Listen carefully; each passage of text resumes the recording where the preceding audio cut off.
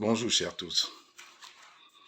J'ai fait cette petite vidéo pour exiger la démission du président de l'Africafoot du Cameroun, Samuel Eto'o. Parce que là, on ne peut pas se permettre aujourd'hui de faire oublier tout ce que le Cameroun a pu faire de bien et tomber encore dans la dérision. Samuel Eto'o est le président de l'Africafoot, Fédération camerounaise de football, dont il ne s'appartient plus. Il appartient à tout un pays, le continent, la planète, comme certains disent, Cameroun. Donc il est inadmissible aujourd'hui qu'on puisse justifier l'acte de violence de Samuel Eto'o au Qatar. Non, ce n'est pas possible. Surtout que c'est récurrent. Ce n'est pas un cas isolé. Et là, ça s'est fait aux yeux et au su de tout le monde. Donc j'exige vraiment la démission de Samuel Eto'o. Là, on voit les gens sortir pour justifier en mettant cet acte-là sur une agression du Cameroun contre l'Algérie ou de l'Algérie contre le Cameroun. Non. Samuel Eto'o, le président de l'Africafoot, il devrait se maîtriser. La maîtrise de soi doit être une valeur cardinale pour un leader. Aujourd'hui, on voit les gens se justifier, ou justifier les tubes digestifs, ou justifier l'argent que Samuel Eto'o leur auront donné. Je dis non. C'est inadmissible, on ne peut pas se permettre. Samuel Eto'o ne s'appartient plus, il appartient à tout un pays, il appartient à un continent, il appartient à la planète Cameroun, donc de ce fait, il doit se comporter. On sait très bien les répercussions publicitaires qui ont suivi l'acte de Zidane avec Materazzi en son temps. On se rappelle très bien le coup de pied de Eric Cantona en Angleterre sur un spectateur. Eux, ils n'étaient pas présents de l'Africafoot, ils étaient que joueurs, ils ont été sanctionnés. Aujourd'hui, on ne peut pas se permettre de dire que Samuel Eto'o est harcelé, alors il a le droit de riposter. Non, on a tous vu la vidéo, pas besoin de la diffuser. Il était entouré, les gens lui ont dit de se calmer. On lui a dit de se calmer, mais il a réussi quand même à mettre pas un seul des coups des pieds et à massacrer ce journaliste. Même s'il était provocateur, tu es président de l'Africafoot, tu dois rester discret, tu dois garder ton sang-froid à toute épreuve. C'est de ça qu'il est question. C'est ça être un leader. Donc je ne comprends pas les gens qui se mettent à justifier. C'est le Cameroun qui est attaqué, c'est les Algériens qui nous attaquent. Certes, soit. Aujourd'hui en France, on voit très bien quand la France joue, on voit les drapeaux algériens, marocains, tunisiens, alors qu'ils ne sont pas là.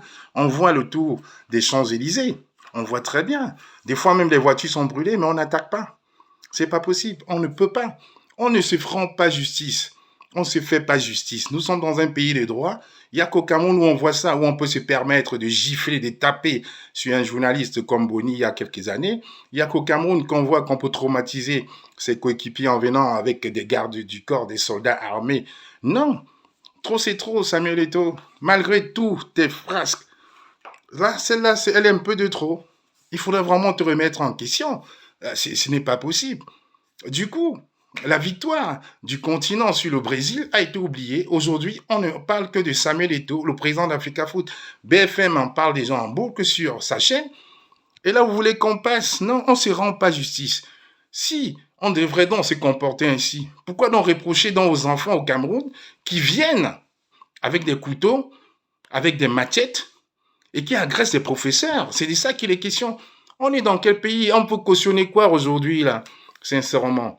Je comprendrais encore que les gens comme Armand Noutardeux, qui sont obligés de justifier leur tube digestif, puissent défendre Samuel Eto'o. Là, on ne peut pas défendre Samuel Eto'o en mettant que c'est l'Algérie qui attaque le Cameroun. Non, il n'y a pas le Cameroun. Quand Samuel Eto'o parle, il parle en son nom propre. Monsieur, je vais. Il dit pas le Cameroun, je vais faire. Donc ça, c'est un acte isolé de Samuel Eto'o. Il aurait pu se maîtriser. Il l'a pas fait.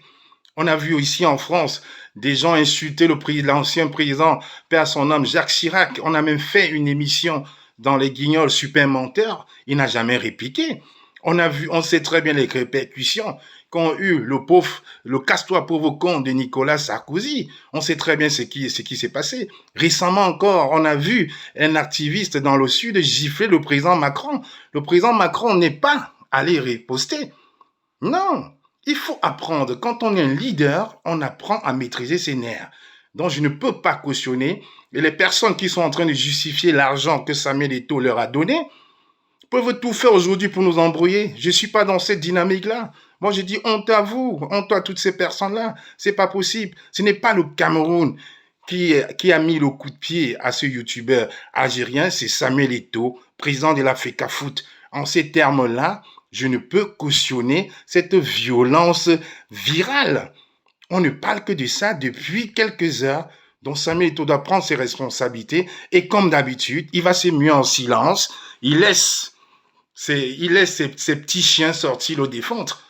Après la débâcle du Cameroun, on a bien vu, il a fait un post avec sa mère pour calmer les choses. C'était très bien une bonne politique de marketing.